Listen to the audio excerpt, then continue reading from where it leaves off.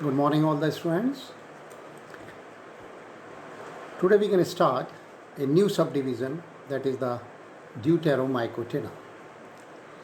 It includes those fungi in which the sexual reproduction is absent. They can be reproduced only by the vegetative or the asexual method of reproductions. This class, this subdivision Deuteromycotina, includes a class that is called the Deuteromycetes, and it is also is to be known as fungi imperfecti. Fungi imperfecti. This class having so many different types of characteristic features, on the basis of we can place the members in this class. That is, that class Deuteromycetes of fungi imperfecti includes those members group of fungi in which sexual reproduction is absent. The members of this class mostly belongs to class Ascomycetes and Basidiomycetes. किस में resemble करती हैं in class में? In their structure and the reproduction. The fungi of these class cause many important plant diseases which causes sufficient damages of the crop. The vegetative mycelium is ento as well as ectophytic. Endophytic, which present inside the thallus, and ectophytic, which can be externally present. Inter or intracellular branched, hyaline, brown, septate and reticulate structures. Asexual reproduction takes place by means of the conidia and the conidiophores. Sexual reproduction is altogether absent here.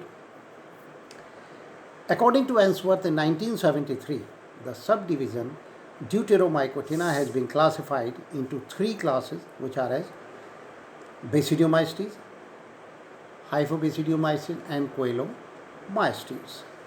Today we can start a new genre of this Deuteromycotina, that is called the Cercospora, having their systematic position, that is the kingdom Mycota, division Eumycota, subdivision Deuteromycotina, form class Hyphomycetes, order Moniliales and family Dematiaceae. Occurrence, habitat and habitat. This genre Cercospora is represented about 2000 saprophytic and parasitic species. Saprophytes, the saprophytic species are those species which are present on the dead organic matter. Means they can obtain their food or their nutrition from the dead organic matters. Parasites are those which are present on the living host. They can obtain their nourishment from the living host. Most of the species are plant pathogens, and these disease caused by them is known as ticca disease or leaf spot disease. The fungus infect usually the host leaves, but when the infection is severe, stem is also to be affected. The infection usually start as pale green spots and the upper surface of the leaves. Those spots gradually enlarges and turned brown. Subsequently, these cells of the lower epidermis separate from the mesophils. Ultimately, the entire half dries up and crumbles down. Conidia are formed on the power surface of the leaf, and conidiophores are developed in concentric rings. They are having some important species also, Cercospora ki, that is the Cercospora personata, Cercospora baticola, Gossypium, Cercospora indica, Cercospora calotropidis and Cercospora hibiscus, which causes different diseases like that of Cercospora personata causes ticca disease of groundnut. Baticola, Cercospora baticola infect sugar beets. Gossypium infect cotton plants. Cercospora oryzae infect paddy crops.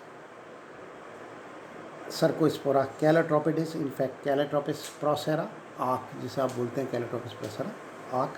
And Cercospora hibiscus causes leaf spot disease of lady finger, यानी कि ओकारा या भिंडी है.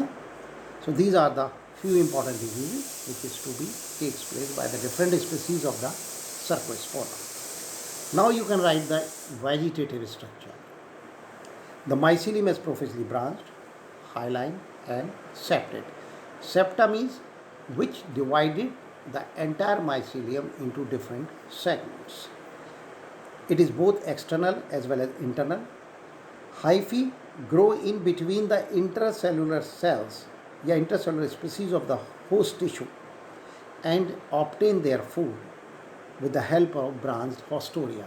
Some important haustoria-like structures, knob-like structures are developed which penetrate the host tissue and they obtain their nourishment from that particular host cells.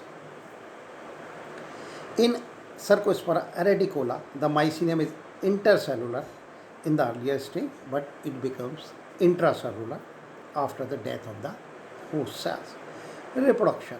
It can be reproduced only by the asexual means, and it is to be takes place with the help of conidia, which are developed on long slender conidiophores. At the time of formation of conidia, hyphae accumulates just below the epidermis of the host and form a compact brown or black pseudobranchiomatous mass that is known as stroma.